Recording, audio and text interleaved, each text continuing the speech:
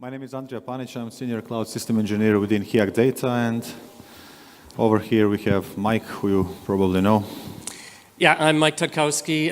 Been in the CloudStack community for about 5.5 years now, on the PMC for about 4 years, and I'm the current VP of Apache CloudStack.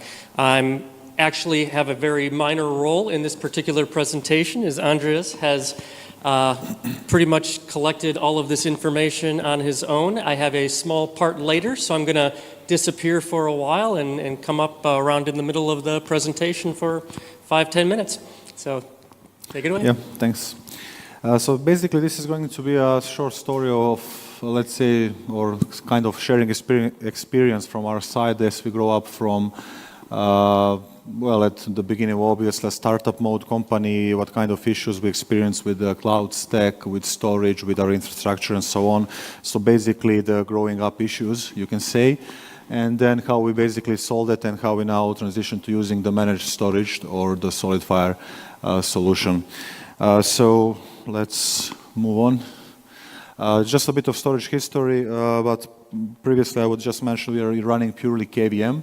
Advanced networking, so VPC stuff, no basic zones, nothing. It's purely, let's say, VPC. We ended up using at the moment 4.8 release with a lot of, let's say, changes, internal fixes, and so on, improvements. So I'll try to be a bit quick because we lost some unexpected time. Originally, we basically, when we were in a seriously startup mode, let's say, we had certain amount of hardware and we said what kind of storage can we do that can provide us some nice features. Obviously, we went with CEPH. A bit later, we went with NFS, expecting a bit more performance, a bit less, let's say, integration problems. Eventually, we went with a, let's say, full SSD-based NFS solution. This is, as you can read, a do-it-yourself solution, so this is not NetApp or anything similar. There has some drawbacks, obviously, but it's also pretty good. You know, the integration into CloudStack is probably the best one among different primary storage solutions, but still there are some shortcomings. So in the next few slides, basically, I will speak about the different set of challenges and issues which we experienced during this period of using CEPH and NFS, and then how we transition to moving managed storage. So the next few slides, don't observe them as some kind of complaints. That this is just honestly sharing some of the issues which we had, and later how we solve them. So we'll basically speak about stability, performance, and the usability and management challenges or issues. I need to mention that most of the stability issues are fixed, especially some of the things are actually very well addressed in the 4.11 release, which Paul previously explained. We will speak about that later as part of this. Performance may obviously vary depending on your hardware and what you use in your setup, and usability and management wise, some features stay, some features are being improved, and that's pretty much it. So briefly on stability, we originally faced an issue when any kind of exception in librd, which is basically RBD client library for talking to CEPH from the libvirt, would basically crash. So any kind of exception would cause agent to crash. And this is what Paul mentioned previously, that you cannot know if your VM is really running now or not. And since we enable at the moment VM high availability, CloudStack will go and start the VM on another host, while actually the VM is still running, so you would get storage corruption for the volume of the VM. Very nice and convenient. So all these issues are basically resolved in the meantime, or at least most of them. So if you go together with CEPH, at least on stability and issue-wise, you are in much, much better shape. That needs to be said. CEPH rebalancing deep scrubs, we'll mention it as well on the performance, let's say, section, but basically, any kind of data rebalancing, which is moving data internally between CEPH nodes for any reasons, repairing data disk or rebalancing data for any reason, and the deep scrubs, which are basically equivalent to low file system file checks on the hard drives or SSD drives that you use in your CEPH cluster, can impact client I/O. Originally, due to our own, let's say, we can say mistake, or at least less than optimal sizing of the CEPH cluster, and combined with deep scrubs, we ended up even in some situations that happened only once, but was very funny that client I/O wasn't served for 100 seconds. And you can imagine that client VMs would go to read only, and you say, crap. It was really fun. This was very beginning of our, let's say, storage issues.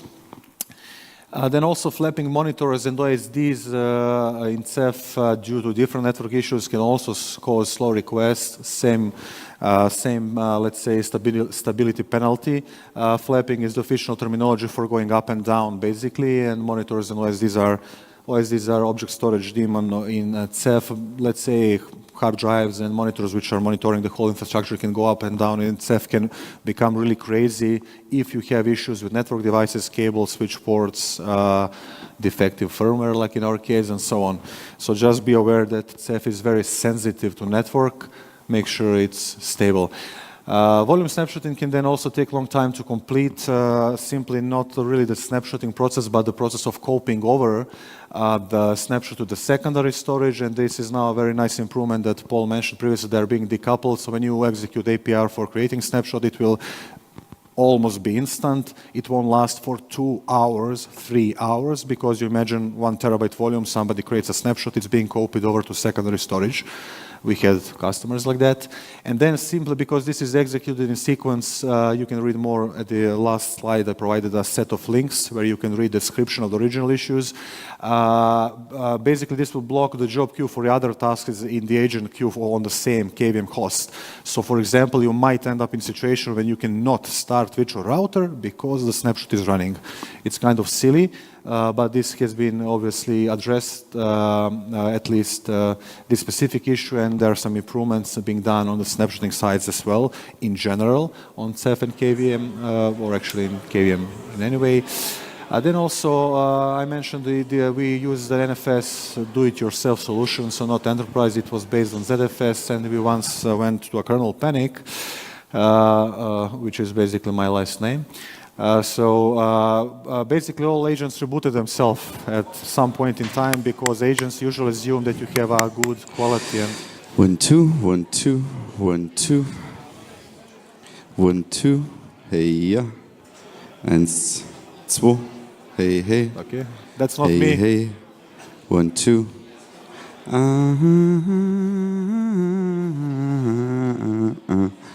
do do do do do do. Good. That's my stomach.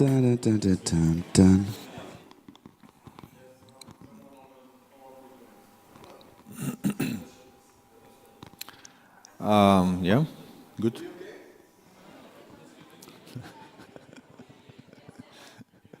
Yeah, I guess I can. It's okay for you, or? Yeah, can I continue in the meantime, or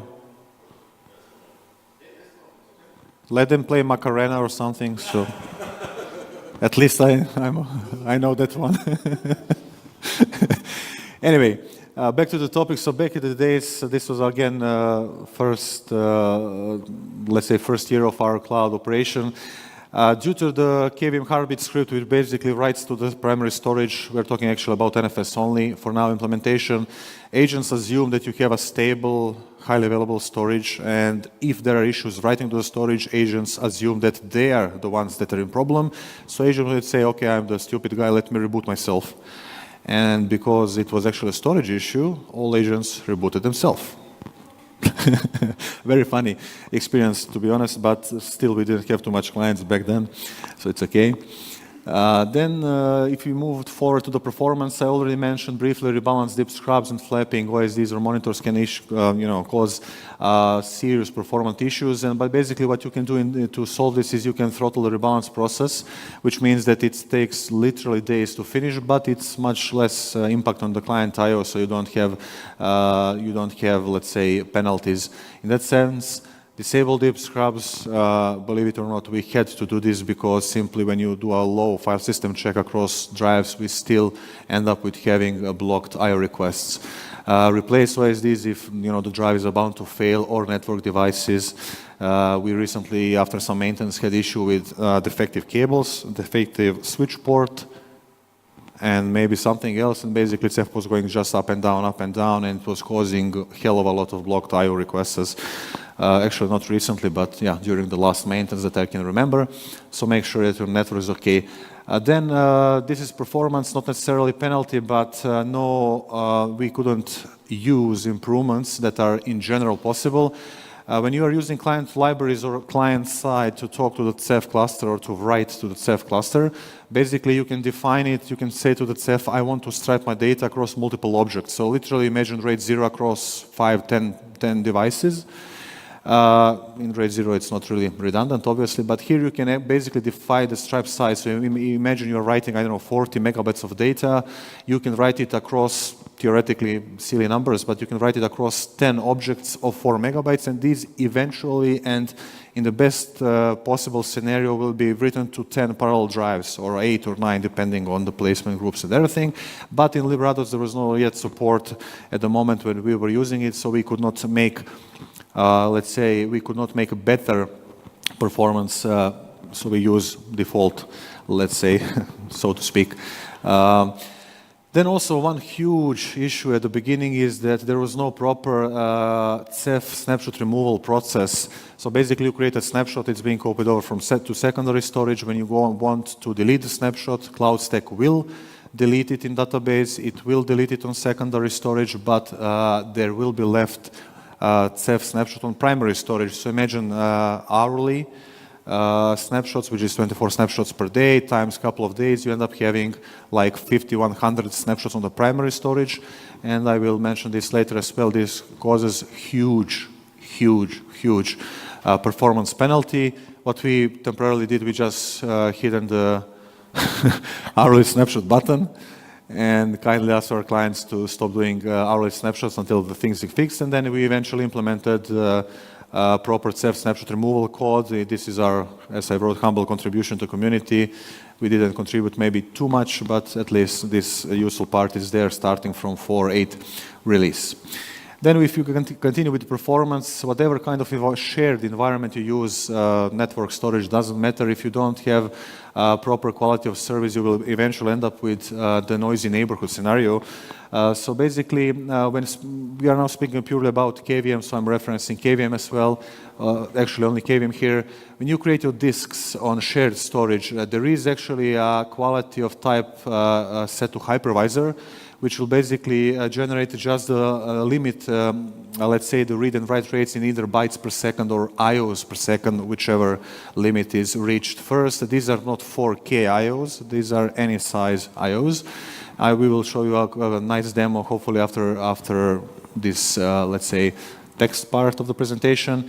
This is for some reason not applied to the hot plug volumes. So, imagine a client who wants to benchmark your storage up, touch 10 volumes, do RAID 0, and then kill the storage.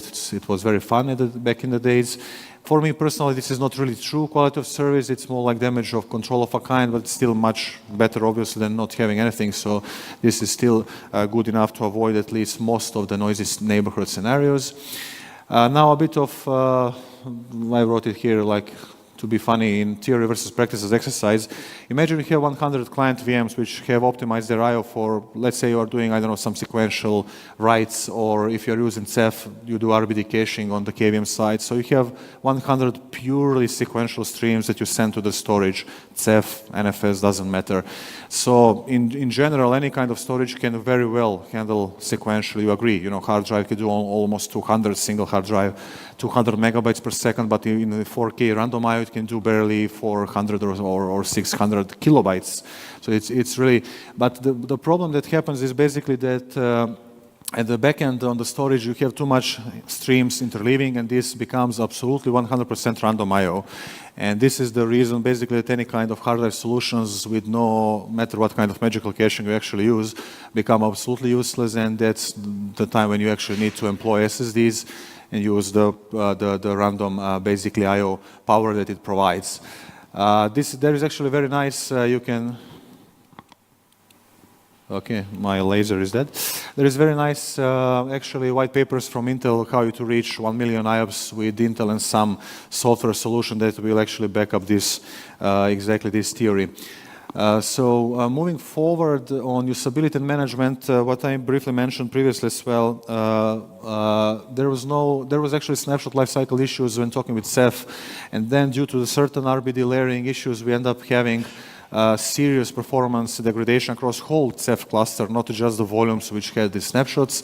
We even implemented some custom snapshot deletion script which will basically clean up any unreferenced snapshot from Ceph, and later we implemented a code which I already mentioned.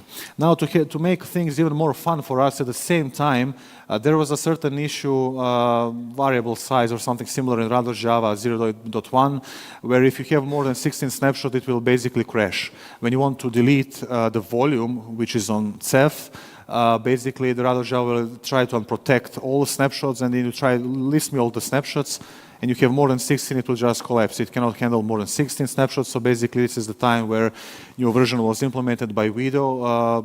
Some of you who are on the community list actually know him, Vido Den Hollander, and big thanks to Vido for fixing this, because this was basically combined with this above issue, and it was very pronounced for us. You know, whenever customer deletes the volume, we have agent disconnection, we have VM downtime. So a lot of VM downtime with Ceph, but not necessarily because of Ceph. It's also combined with, let's say, our own maybe mistakes as the process of learning it. Snapshots already mentioned. Imagine we actually did have a customer who was trying to snapshot 2 terabyte volumes, but they're being copied over to secondary storage. Imagine a scheduler on huge volume. That means that you have all the time terabytes and terabytes moving from primary storage to secondary storage. If one of the snapshots, because of the timeouts, becomes broken, it's stuck in an allocated state or some intermediate state, it's not fully finished, then it will actually break the snapshot scheduler in general, and you need to go to database, dig, clean up things, and so on. So you need to basically educate customers. These are not really snapshots in real reality. These are more like volume backups, which we will touch a bit later. Continuing with snapshot, when talking about NFS and Ceph, there is no actually possibility to revert back these resources to a snapshotted state. So there is no revert back. There is only not only that's good enough, when there is no better solution, you can provide provision new resources, also VM template from the root volume snapshot or data, new data disk from the data disk snapshot, and this actually takes time, obviously, and also a bit of billing issues for the customer. Some minor things is like improper file extension when you download volumes, and improper file type in database, which later causes different issues. This was basically all locally fixed, and I also believe it's fixed in the meantime in the upstream. So again, this is all like 3 years old issues, but I'm just describing you my, or actually our fun, not mine, sorry. Then a very important topic is a volume migration between different primary storages. If you're using Zen or VMware, you have this nice vMotion, ZenMotion, so on, things that you can basically live migrate your volumes from one storage cluster to another storage while the VM is running, so no downtime during moving volumes from one storage to another, which is very nice thing to do. For KVM, there was only so far possibility to do offline storage migration. Basically, you need to stop the VM, migrate all the volumes, which can take hours in some cases, and then start the VM, and then customers are not really happy because of the downtime. And now this is one of my favorites, and we will have a demo, combined demo actually a bit later. There is nothing special about this case because it's so common, or at least should be very nice and with no problems. VM Live migrations, which is basically, let's say, RAM memory migration, has nothing to do with storage at this point in time, but later you will actually see how and why it has something to do with it. If you have a busy VM, which basically means the VM which has a lot of a high RAM memory change rate, so busy SQL Server, for example, which we experience with Microsoft SQL and so on for some high workloads. If there is a high RAM change rate, basically the Qemu migration thread cannot catch up with the amount of changes that this VM is doing to its RAM memory, and basically due to this you cannot actually put your host into maintenance mode, which is kind of really silly, you will agree. So you need to do some kernel Qemu upgrades, whatever. You cannot put the host into maintenance mode. You can below read, I will not spend some time right now, but you can below read an extremely simple way how to artificially, obviously, reproduce a busy VM and just watch it being migrated forever. But how we actually solve this, I will speak later in more details. We're basically employing the dynamic auto-convergence from Qemu, which basically dynamically throttles the CPU more and more and more and more, as enough basically that the busy VM is not so much busy anymore, and then its RAM change rate gets slower or low enough at least, and then Qemu can actually finish the migration. This is just a funny rate of changes per second. This is gigabytes, not gigabits, gigabytes. You will see this in a demo as well, and it works. I will do it later. So this is part of the presentation where I'm supposed to be funny because I don't have nice graphics, squirrels, penguins, nothing. Since this is open source, it's a bit boring presentation, so failed attempt to be funny. How can we solve all these challenges? We can basically stop expecting high IO performance or stop using QoS, who needs snapshots, live migration, anyone. Or we can basically become, let's say, serious and see how to actually really solve these issues. You can solve this in a certain ways by, obviously, even with our current storages, but what we do, we basically, somehow it happened that we combined solution to many different problems together with going with SolidFire at the time where we transitioned to moving SolidFire. So Mike, this is 5 minutes for you. Yeah, Mike will basically tell you a bit about, in general, about SolidFire, and then I'll take over for the rest of the presentation. Now, I can't remember, is the next slide? It's maybe all, let's just kind of page through these. It's same slides, yeah. Yeah. It's All right. one. So yeah, I work at SolidFire. It's been 2 years now since it was acquired by NetApp. The main thing that I've done in the CloudStack community in the 5 or so years that I've been involved with CloudStack is bring quality of service to the CloudStack cloud environments. So as Andreas was mentioning, CloudStack was never really built with the concept of quality of service in mind. It was always designed around either NFS or maybe really large iSCSI volumes that you might put a clustered file system on and then have your virtual disks share that clustered file system. But there was really no planning around quality of service, which is a critical component in any kind of a cloud.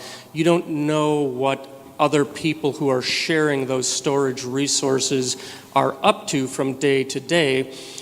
So if you have mission critical applications in some cloud, it could turn out that that application is running great one day, and then the next day the performance is tanked because other people are utilizing the cloud more heavily, and just from day to day you really don't know what to expect from your storage performance without having some kind of guaranteed quality of service.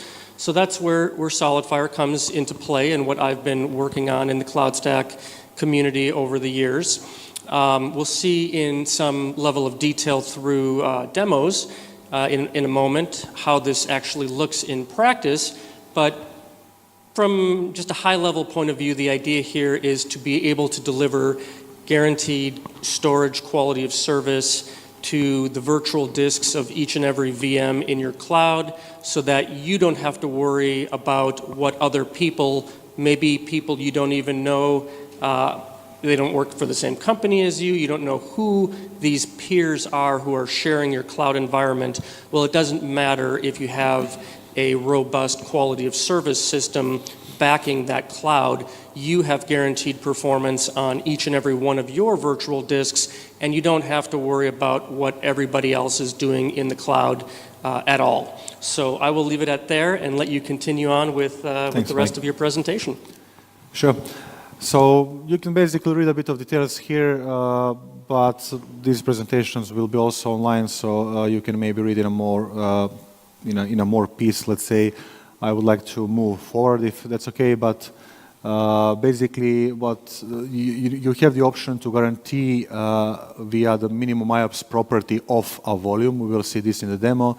You have the option to make a 100% guaranteed performance in normal and in the most faulty conditions, including maintenance, cluster expansion, replacing the disk, SSD health checks, which are maybe equivalent to CEPH disk scrubs, and so on, basically because part of the IOPS is, let's say, sold or offered for the end user customers. Part of the SSD IOPS is reserved for internal purposes, so it's very transparent. During any kind of maintenance, your performance is not degraded. Last but not the least, no special external library, because at the end, SolidFire volumes are basically just iSCSI LUNs connected to the KVM hosts and just passed through all basically like a local disks to the VM. So no way to actually have libvirt issues like we did have originally back in the days with the libRBD, which is required to communicate to the CEPH cluster from libvirt. So basically, these are a list of some of the improvements of the managed storage, which was also mentioned briefly by Paul. A lot of these are basically come from the HIAG, and you can also see this is not necessarily meant to be a really commercial for SolidFire. So some of the things are also missing over there. Some of the, I don't want to say basic things, but some of the things that we could do with NFS and CEPH. Now, when we moved to SolidFire, we could not do some of these things. So these were all these features which were basically missing are now improved or implemented actually by Mike.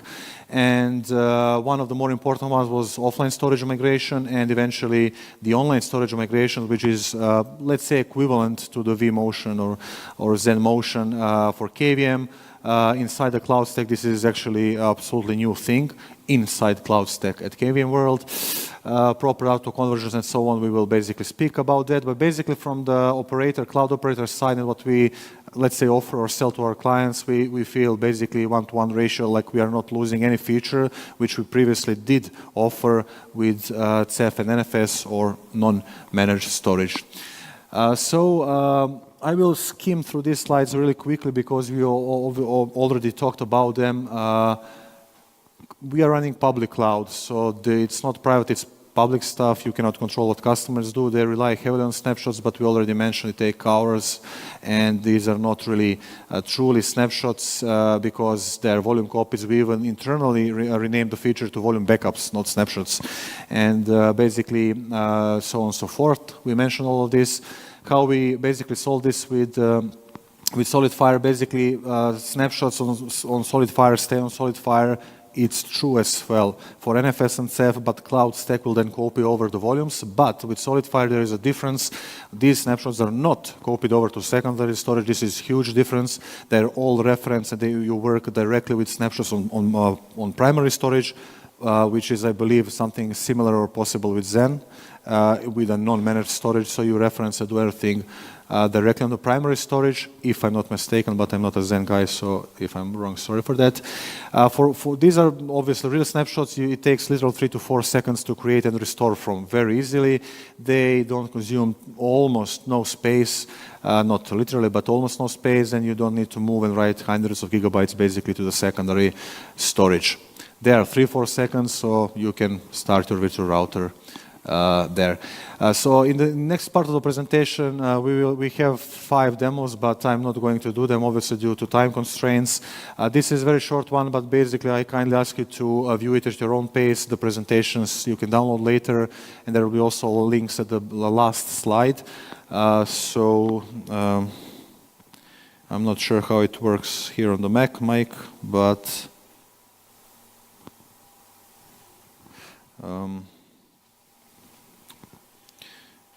how you play the embedded YouTube?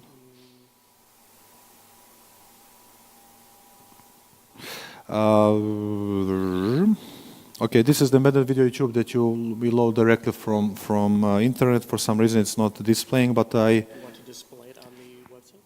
I have it on the. I have the links. Yeah. You have the links, so Yeah. just do it that way?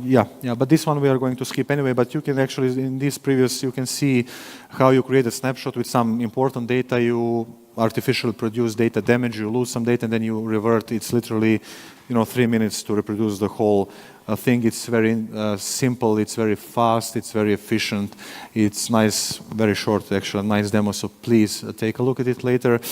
Now we're going to do a demo as well on the quality of storage. We already mentioned all these, let's say, issues or limits of the hypervisor level quality of service on CEPH and NFS volumes, and basically how we solve them. We leverage what is actually the foundation of the SOLIDFIRE.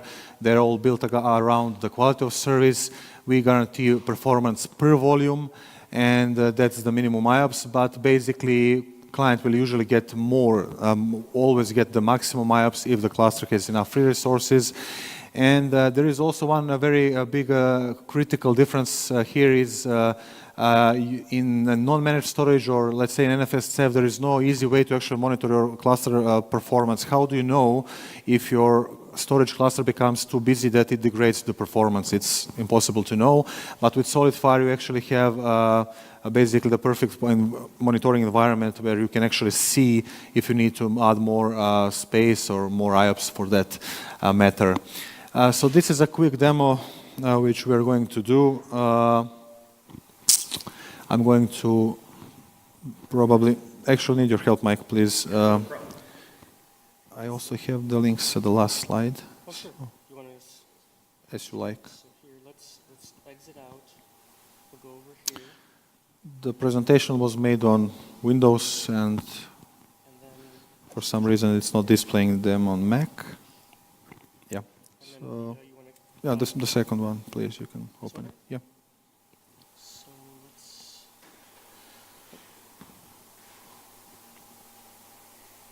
copy.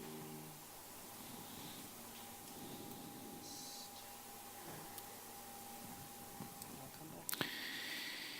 Yeah.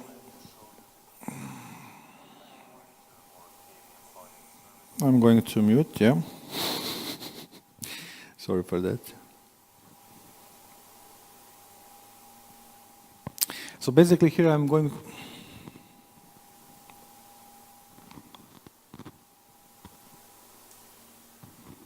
What happened?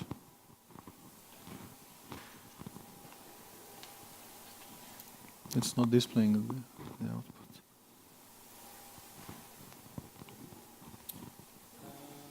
First screen, second screen. So the screen isn't displaying. Do we? Oh, is it? Oh, I understand. Like this? All right. Maybe that's not it. It was there, but it takes time more. Oh, I see. Right? Okay.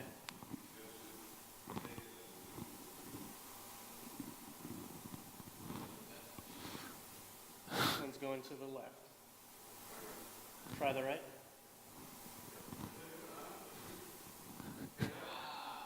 Something happening, yeah.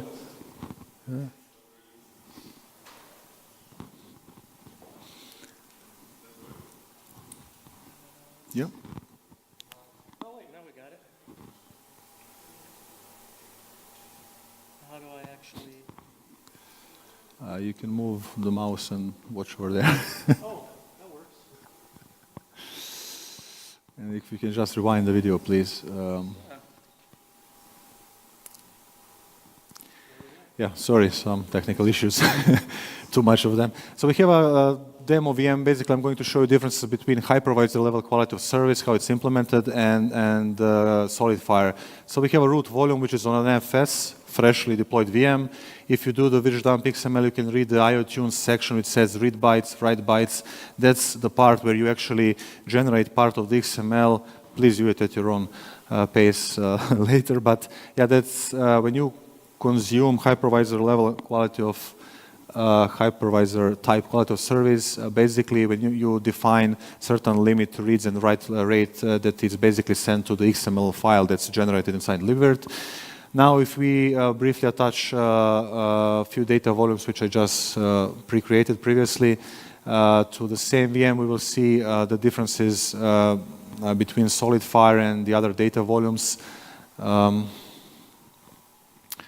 pretty quickly.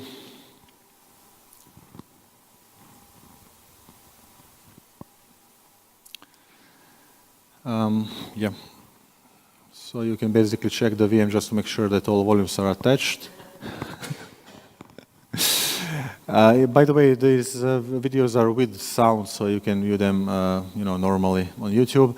So back to the hypervisor, we can check inside the VM. We see now we have total 4 drives, 3 of them hot plugged. First NFS, CEPH, and then SOLIDFIRE data volume. If we do the which dumping XML, we still have the IOTune section for root volume, but it's missing for 2 data volumes, NFS and CEPH, and it's missing by design on SOLIDFIRE volume. This is the last volume which we attached. So basically, we're just going to briefly stop the VM and start it so it picks up the proper parameters from CloudStack database and generate proper XML. While the VM is stopping, I will basically show you very briefly. This is SOLIDFIRE GUI. We have our quality of service volume, which we created, minimum IOPS, maximum burst. So you set certain IOPS limits per volume, and this is the difference. There is nothing set on the hypervisor side, no throttling, nothing. We do that on storage side. VM is being started, and basically it will now pick up the different the different parameters. Yeah, it will pick up the different parameters. Basically, let's just copy the command, and yeah, you can see over here, now I repeated the same version of XML command, root volume, data, all have proper iTunes sections. SOLIDFIRE is missing the one. Mike, I would need your, probably your help again, just to switch back to the presentation. In the rest of the video, you can see how you defined hypervisor versus storage quality of service, but I am informed I'm a bit short on time, so I want to do a more interesting demo. This one is kind of basic. Okay, you have to scroll back a little bit. Okay, yeah, so we did this one. Now, the important topic is basically migration from non-managed storage NFS to SOLIDFIRE. You basically have SOLIDFIRE ready, new cluster, new volumes are being provisioned there in whatever way you implement this via these offerings. But then how do you migrate the volumes? You can do offline storage migration, which is logistically not really possible due to downtime. You need to organize downtime, or you can actually do the online storage migration, which is something new that Mike implemented 4.11. We are using it backported to 4.8. There is nasty bug. Please be aware of this with certain version of Livert. And VM volumes are basically being migrated or actually mirrored in parallel on a block level. And at some point in time, which you will see in the next video, the VM is being eventually also live migrated. But we have what I mentioned previously, the busy VM issue. When this part is basically done, the volumes are live migrated, online storage migration is done, then you hit the VM live migration to another host, but if the VM is busy, it will never complete. So Mike did a great thing by implementing this, but it renders it useless if you have a busy VM. So we implemented Qemu, making use actually of Qemu Auto-Convergence through the CloudStack with a code and global parameter. It requires a newer version of Qemu because it implements dynamic auto-convergence intelligently, throttles more and more. With Qemu, with all the versions of Qemu, let's say the regular auto-convergence is not really useful at all. So this is purely the demo, which I'm going to skip, just auto-convergence versus busy VM. We are going to do super demo later. Then we have online storage migration, which is analog to vMotion or ZenMotion stuff consumed from CloudStack. This is not new in Livert and KVM, but there was no support so far on CloudStack. So basically, this is just the bare functionality demo, which we're going to skip also. And now I'm going to do a next demo, which is a super demo of these two, but with a very busy VM and a very busy storage. And explanations you can read, but I will tell them during the demo. So Mike, jump in, and I'm done after this demo. We had a bit of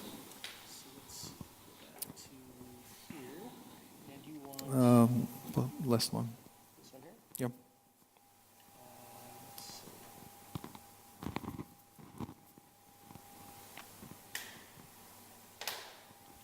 Escape.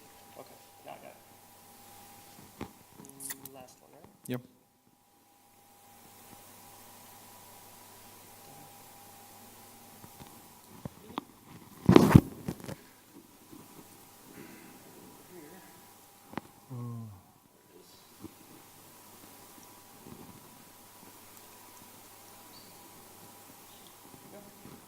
Good.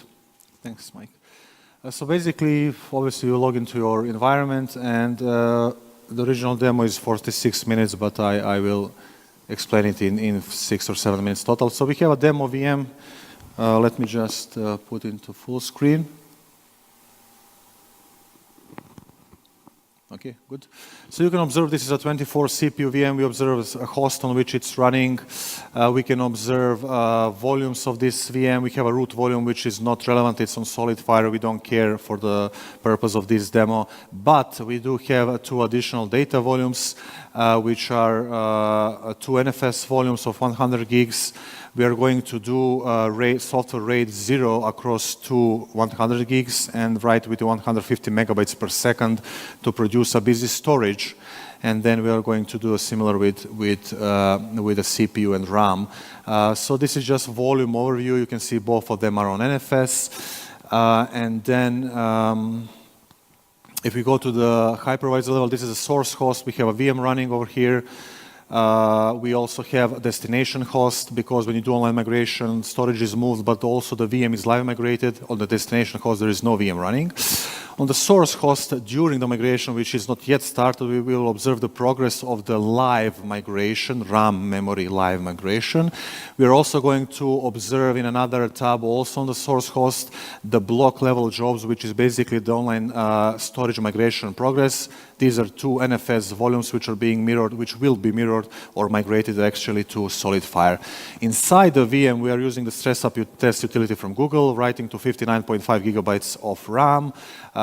24 CPUs will be busy, absolutely 100%. On storage side, we see we have 2 data disks of 100 gig. You can see we have active RAID 0 on top of these 2 volumes, with a total size of, let's say, 200 gigs. And we are going to use the FIO, whatever you spell that, utility, which probably you are familiar with. That's benchmark utility. But I am rating this or capping this to 150 megabytes of writes. This is purely write to the storage, because this is dev environment. So we are not really unlimited performance-wise.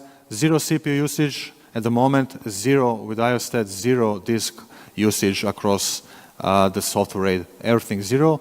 So basically we'll now start, we'll now produce a busy VM. This is stress up utility that makes a VM busy in sense of RAM changes. It's just scoping over RAM memory pages, really with a crazy speed. We are starting FIO, we are writing with 150 megabytes, you can observe over here per second. And it takes some time to build up this, but basically we'll now observe all 24 VM CPUs are 100% full. And basically we can observe that with a virtstop utility, we can observe physical host CPU utilization. This is 24 CPUs out of 32, so roughly 75%. In a separate demo, you will see how this percentage goes down as the VM is being throttled by dynamic auto-convergence. You will see it in much more detail, so please make sure you view it. It's a very interesting one. We are using the CloudMonkey command for now. Online storage migration is available only via API call. This is a new migrate virtual machine with volume.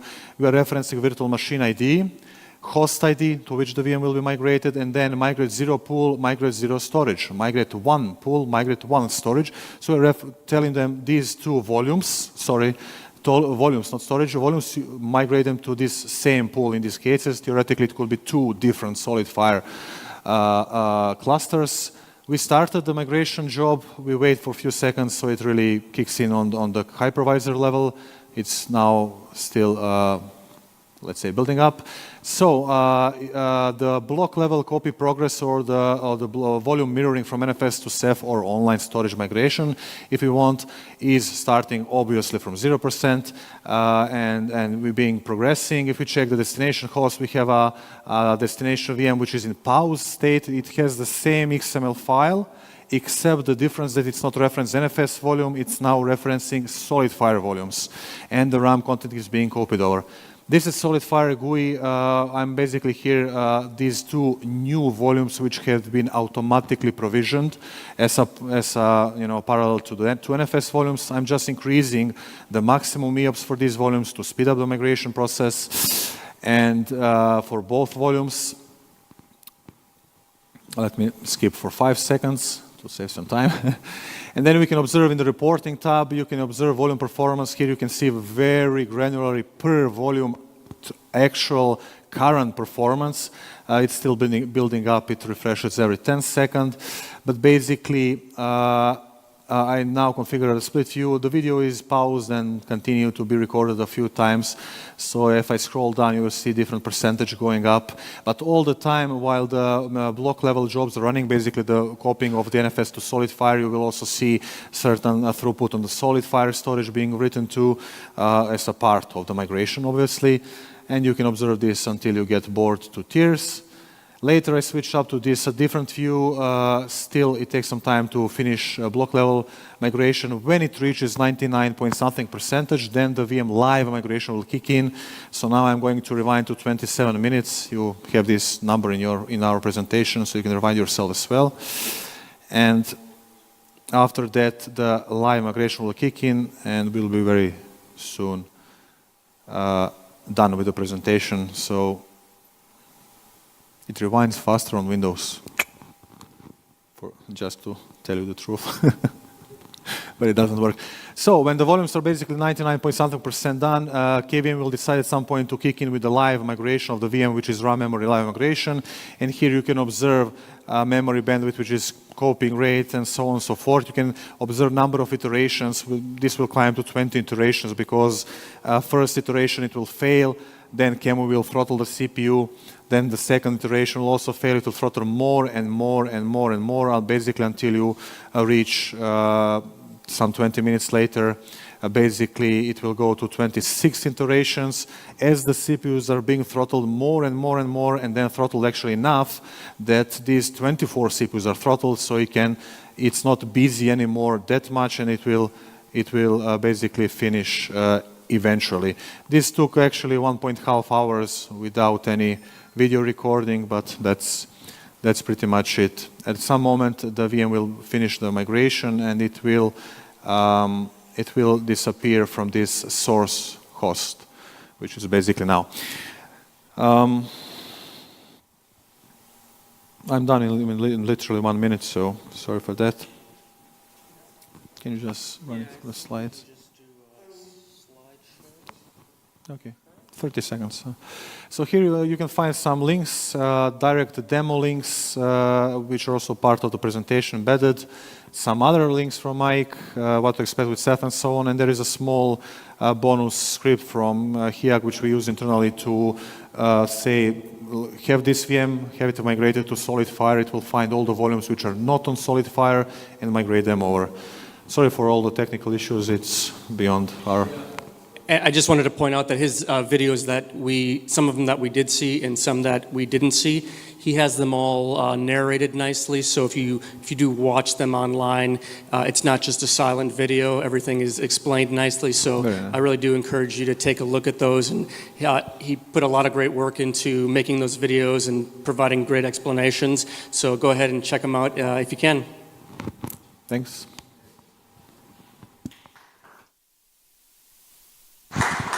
Okay, thanks guys. Yeah, it was unfortunate we had some technical issues. If you have some questions, just ask the guys during the break. Thanks a lot, guys.